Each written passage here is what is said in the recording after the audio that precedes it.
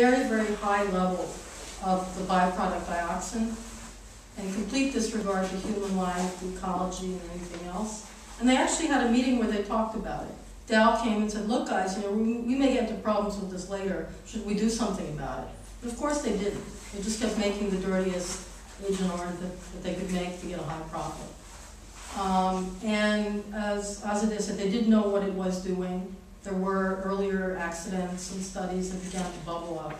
And they kept using it until the public outrage came to the fore and they were forced to stop using it. They sprayed a huge number of, a large amount of Agent Orange over more than 10% of the Vietnamese land, and poisoned the earth and the people. And what we're going to hear tonight is firsthand testimony from Ming, who is a second-generation Agent Orange victim. Because as you probably also know, Agent Orange is a chemical that keeps on killing. Not just the generation that's directly sprayed, but the next generation, and soon the next generation. In both, actually, in both Vietnam and the U.S. Is there somebody here from Veterans for Peace who was also going to speak? Is there a Veterans for Peace member here who was also prepared? Well, I wasn't planning on speaking, but you know. Oh, okay. What's your name? John Zentowski. Oh, okay. I was told you were going to speak, so you might want to, if you want to say something, we'd be happy to have you say it at some point. Okay. Okay, so we'll include you in the program because we wanted also hear, because one of the things we're doing with the legislation is addressing the impact and effects of Agent Orange for the Vietnamese people and for the kids and grandkids of veterans, as well as for Vietnamese American community folks.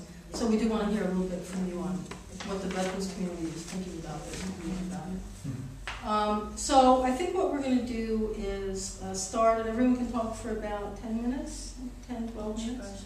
Yeah. That English translation for her? Yeah, no, she can speak 12. She can speak 10 minutes, and then I will translate. And then so everyone speaks for 10 minutes. Ming and Yen.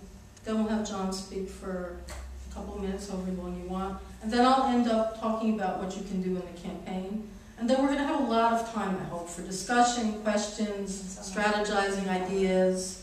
You know, because we really want this to be a campaign that engages all our different communities and organizations. This is the first time we've ever been with this campaign to Atlanta.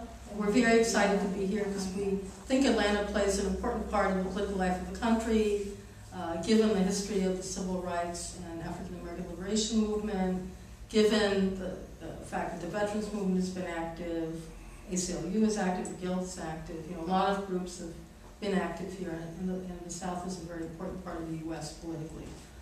So we're really happy to be here, and we really want to have a good extended discussion period and hear what each other has to say.